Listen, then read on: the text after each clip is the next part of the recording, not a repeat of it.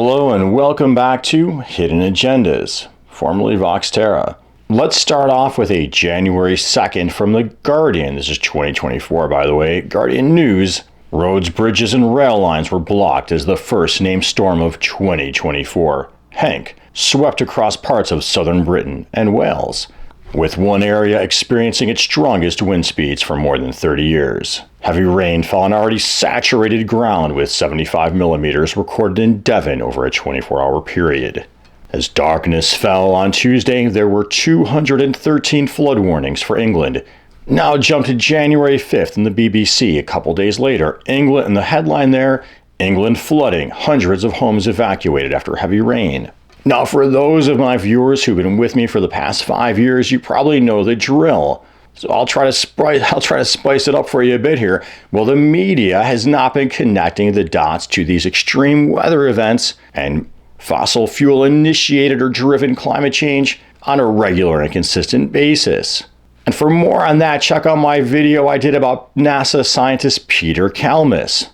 And they're not tying it back for two reasons. One, in my opinion, as well as Peter Kalmus as it appears, the influence and the power of that fossil fuel industry in our media, our politics, and therefore our thinking. But also the fact that science operates on probabilities. So let's just show some of those probabilities, how climate change is increasing these extreme events. Well, I cited you from NASA plenty of times now, and in particular in my video, NASA Vital Signs of the Planet, that this here Earth of ours is a roughly 2 Fahrenheit degrees hotter than it was at the start of the Industrial Revolution or the beginning of the era of fossil fuel burning.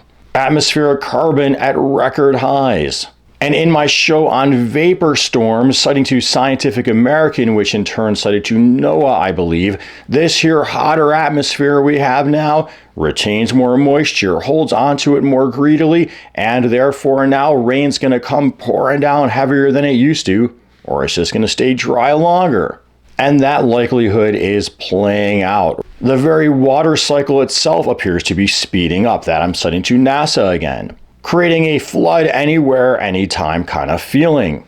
And remember, you flip that around, you got prolonged heat and dry, hence good old England itself catching on fire back in 2022, as well as France.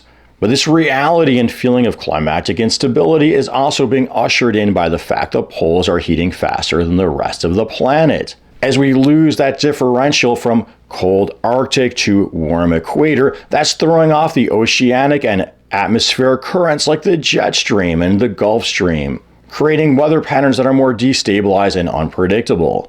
And because of so many decades of delay, now what are called feedback loops are kicking in. For that, you can check out my show where I did a review of PBS's Earth Emergency. And climatic instability is inherently accompanied by social instability and political instability.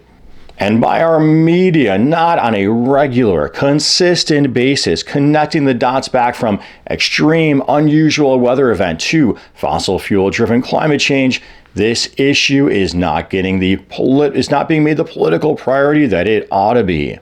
And that, mon frere, is one of the goals of my show, is to connect the dots from extreme weather to climate change. The science is pretty simple and it ain't that hard to do, and help you do it. And if you appreciate this effort I've been making over the past 5 years, then please subscribe. That's free. Click the notification bell so you know I'm putting up a new video. You can watch the show, comment, like. All that should help push up a bit higher in the algorithms. And lastly, join my few patrons at Patreon and help make a modest financial donation to the show. Thank you, Belle Lagrissi, Environmental Coffee House, and Esther C.